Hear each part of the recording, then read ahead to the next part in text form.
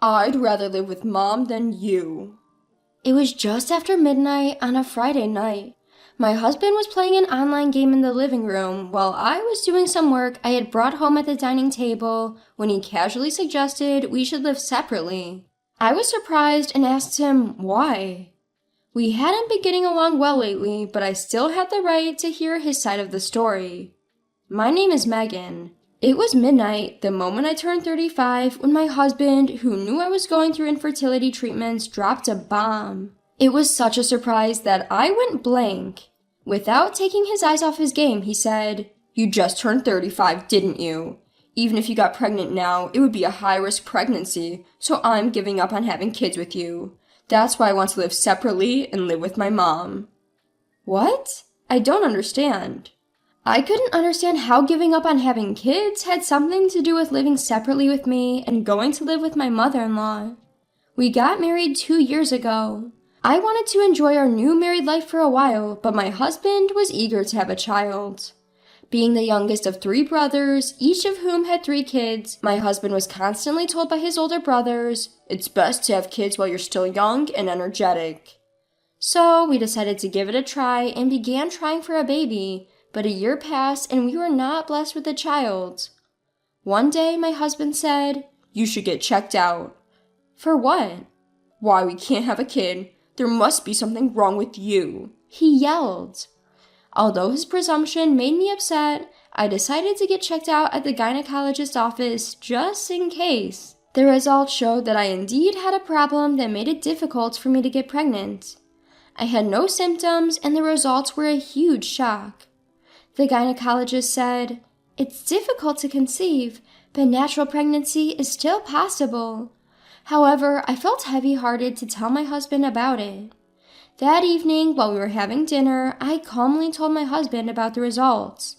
He seemed triumphant as he said, "I knew it was you." "But they said I could still get pregnant," I muttered. He glared at me and said, "It has been impossible and it will stay the same." He made his own conclusion again and I was filled with anger. "You could have a problem too, you know." That provoked him to raise his voice. "Megan, it's clear what's going on here. How dare you shift the blame onto me?" With a loud bang, my husband slammed his fist on the table in anger. I shrugged my shoulders with surprise. "You're nothing but a failure. Can't even bear a child." With that parting shot, he headed for the bedroom.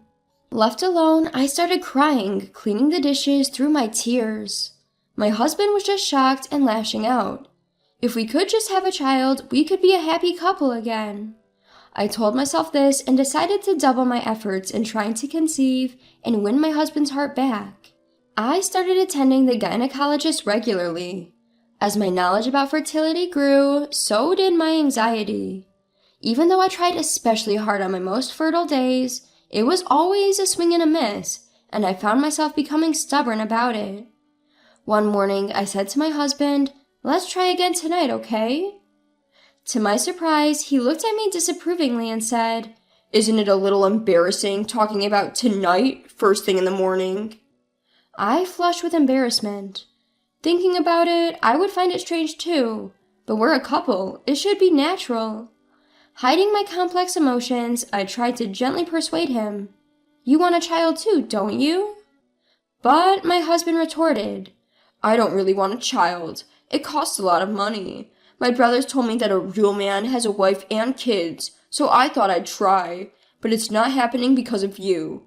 I have a respectable excuse now, so I don't care anymore." From that point on, whenever I approached my husband, he would reject me with excuses like, "I'm busy," or "I'm tired." I was just as busy and tired from work. Being rejected time and again shattered my pride as a woman. Lately, my husband has been addicted to online gaming, staying up late into the night. Before I knew it, not just our intimate life, but our daily conversations had become almost non-existent. My husband seemed to have lost interest not just in having a child, but in me too. But I didn't stop going to the gynecologist. What surprised me during infertility treatments was the sheer number of couples attending. The clinic I went to specialized in infertility treatments. It was always crowded, and it was normal to wait 2 to 3 hours even with an appointment. Seeing so many other couples struggling with the same issue helped me a lot. Occasionally, I would see a couple leave the consultation room, the woman touching her still flat belly tenderly, her husband walking close by her side. Perhaps they had just found out they were pregnant. I wish it was me. I want a child too.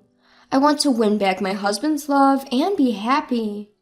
I had held a faint hope for my child, but now I was told it would be difficult to pursue any further treatment without my husband getting tested, and I found myself at a standstill.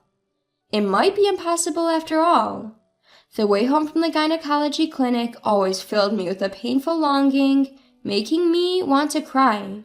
Getting out to the main road, I looked up and was taken aback by the sight of an old lady in garish attire. The surprise made my tears stop. She was probably in her 70s. Her thick makeup and brightly colored dress were jarringly loud. I didn't know anyone like this, but strangely, she looked familiar. Could it be my mother-in-law? Even though we lived in the same city, I rarely saw her, and she looked nothing like the image I remembered, but I was certain. There was a distinctive mole on her cheek. But my mother-in-law was supposed to be a simple, ordinarily dressed old lady. Taken aback by her drastic makeover, I blended into the crowd. In truth, my mother-in-law is quite the character. She's lenient on herself, yet overly strict with others, casually hurling insults that would leave most people speechless. Moreover, she dotes on my husband, her youngest child, displaying blatant favoritism and treating the rest of her children as if they're good for nothing but money. My brother-in-law also despises her for this. When my father-in-law passed away from cancer last year, there was talk of her moving in with one of her children, but both the eldest and the second son and their families adamantly refused. I thought it would fall to us, but she declared she would live alone as long as she was healthy. Whether out of resentment for being turned down or just her inherent character, when my father-in-law passed away, she caused a huge scene, shouting, "Ungrateful brats, stealing money from the elderly," and monopolized his inheritance without dividing it. No matter how many times my husband or brother-in-law suggested dividing the inheritance according to the law, she would not relent and no one could defeat her. Even I've been told by her, "I have no intention of getting along with you, so don't come to my house." But compared to the fiery battles between her and my brother-in-law and their wives, I was in a relatively peaceful position. My mother-in-law disappeared into a shop without noticing me. I couldn't believe she was the same woman I knew, and I found myself staring at the signboard of the building she entered. That night, I didn't know whether or not I should tell my husband about his mother, but decided not to. After all, she's an adult, and with my father-in-law gone, she's single. It's not my place to criticize her personal hobbies. I've seen her a few times since then, but I've always pretended not to. Then months passed, and as the calendar turned to my birthday, my husband proposed that we live separately. I decided to ask my husband, "Did you find someone you like?" Perhaps my mother-in-law is an excuse, and he might be planning to remarry someone. But he spends his days playing video games at home, so I don't think he's seeing anyone, I ponder in my mind. I find myself oddly calm and almost want to laugh. My husband, on his part, responds seriously.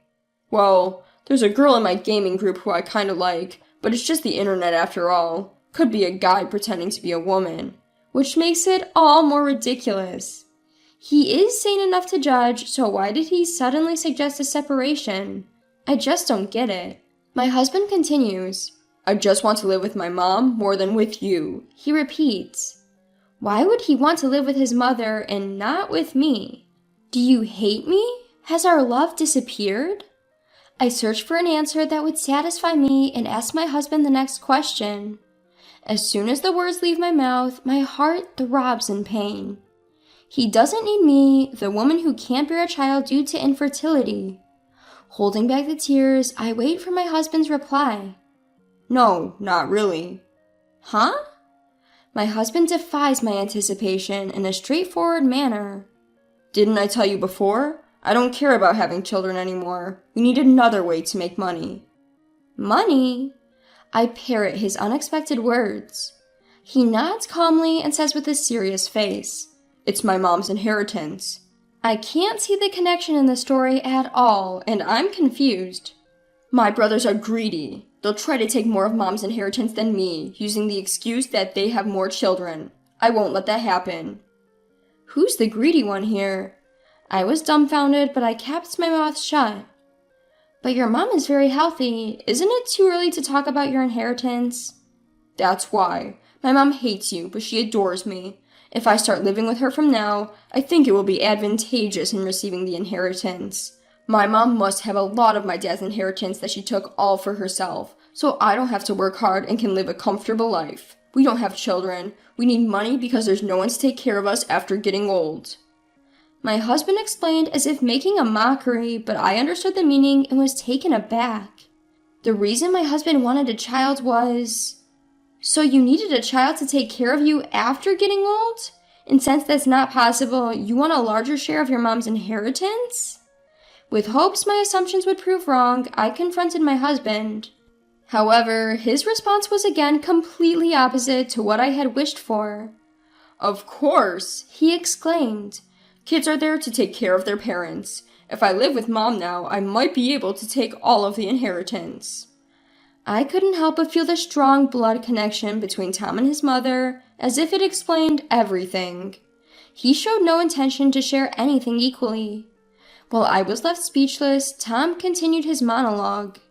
When mom's gone, I'll come back to live with you. You can't bear children, but you can manage the house chores just fine.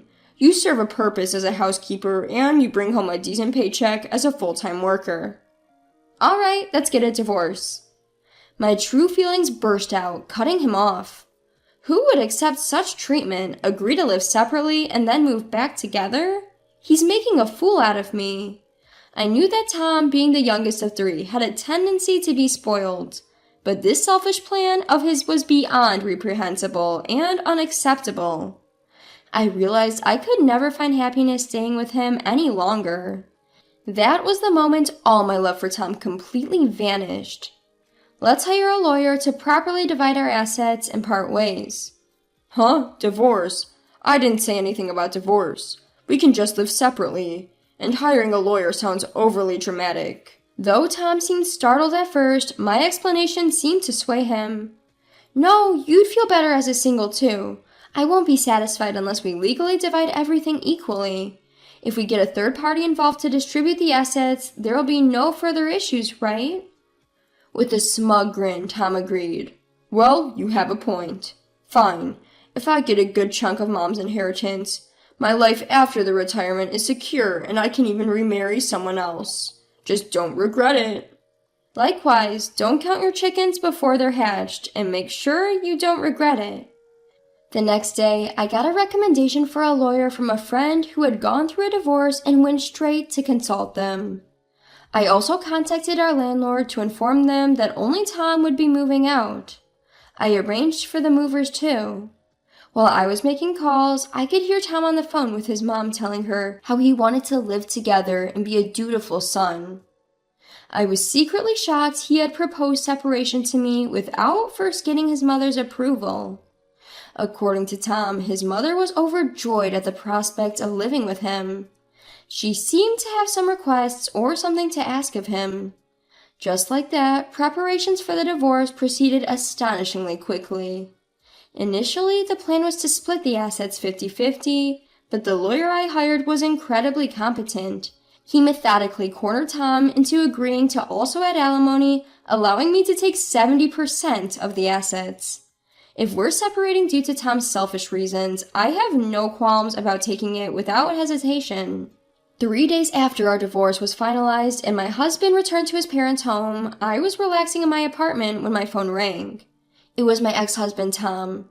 The moment I picked up, he pleaded, "Help me, marry me again." He sobbed.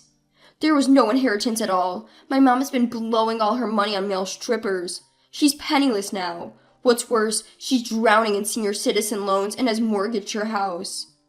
"Oh, really? That's tough. Your mother is addicted to those strip clubs, isn't she?" I chuckled.